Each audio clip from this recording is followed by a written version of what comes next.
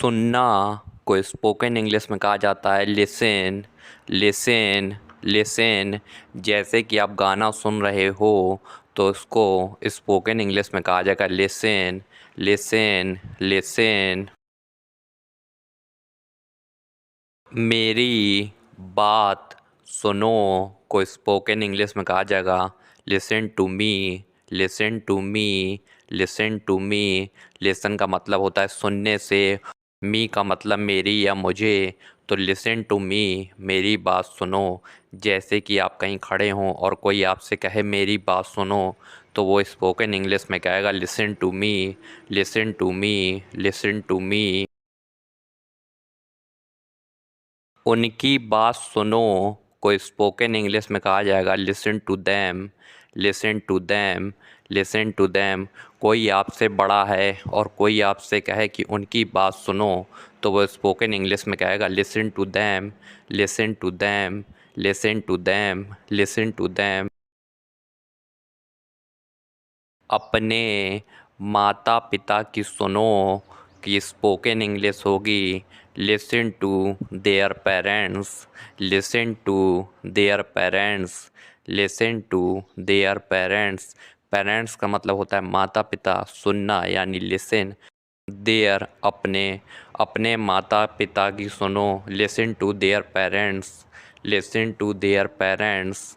Listen to their parents. संगीत सुनो की स्पोकन इंग्लिश होगी listen to music. Listen to music. Listen का मतलब होता है सुनने से और म्यूजिक का मतलब संगीत या गीत। संगीत सुनो listen to music. Listen to music. जैसे कि आपसे कोई कहे संगीत सुनो, तो वो स्पोकन इंग्लिश में कहेगा listen to music. Listen to music. Listen to music. सतर्क रहो की स्पोकन इंग्लिश होती है be alert. Be alert. Be alert. जैसे कि कहीं हम जाते हैं, कहीं डेंजर जगह होती है, वहाँ पे लिखा रहता है ना फायर बॉक्स में बी अलर्ट, यानी सतर्क रहिए, कहीं भी कुछ भी हो सकता है। बी अलर्ट, सतर्क रहिए। बी अलर्ट, सतर्क रहिए। सावधान रहो कि स्पोकन इंग्लिश होती है बी केयरफुल। Be careful. सावधान रहने के लिए बी केयरफुल। जैसे कि बहुत से लोगों के घर में डॉग रहते हैं और वो अपने गेट के बाहर लिखा लेते हैं सावधान रहो, तो इसका मतलब होता है बी केयरफुल। Be careful. आप सावधान रहिए, आपके साथ दुर्घटना हो सकती है। बी केयरफुल, उसका मतलब होता है बी केयरफुल, सावधान रहिए।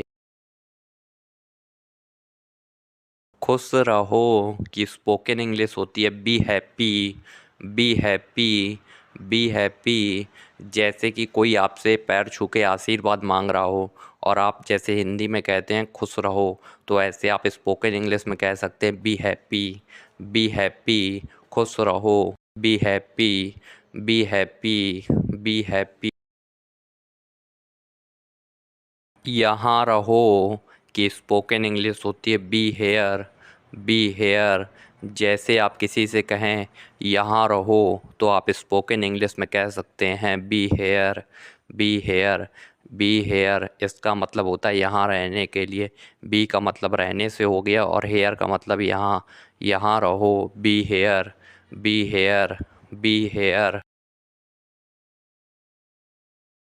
वहाँ रहो कि स्पोकन इंग्लिश होती है बी देयर।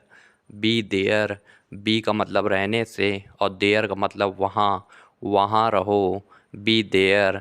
Be there. जैसे हम किसी से कहते हैं ना वहाँ जाके रहो, वहाँ रहो, तो हम स्पोकन इंग्लिश में कहेंगे बी देयर।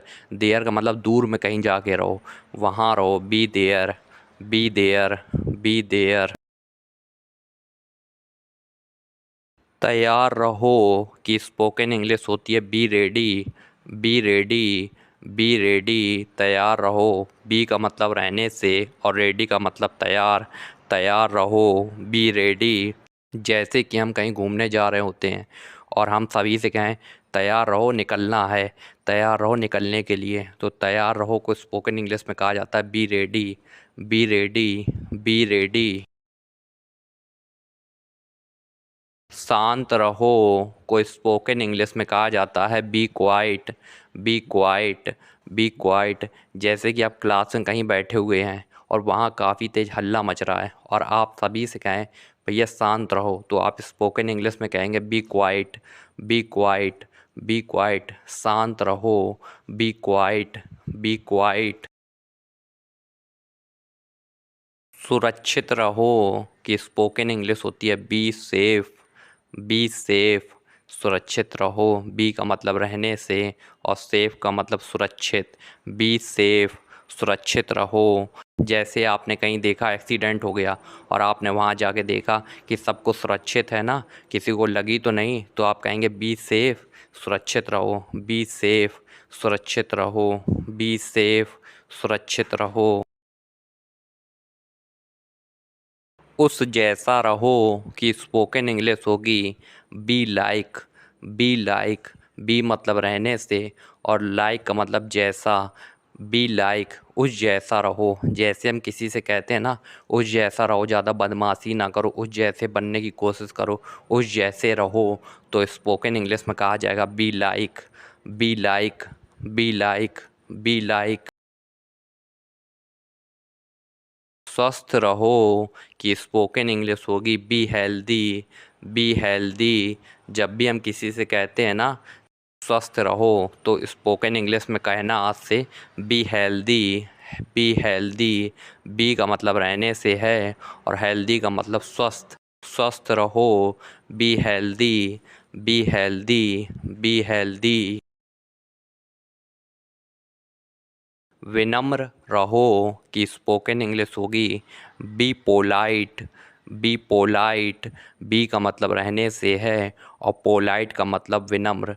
विनम्र रहो, बी पोलाइट, बी पोलाइट। जैसे हम किसी से कहते हैं ना जो विनम्र रहो, ज़्यादा चिल्लाओ नहीं, शांति से काम लो, विनम्र रहो, तो स्पोकन इंग्लिश में आज से आप कहना be polite, be polite, be polite, be polite.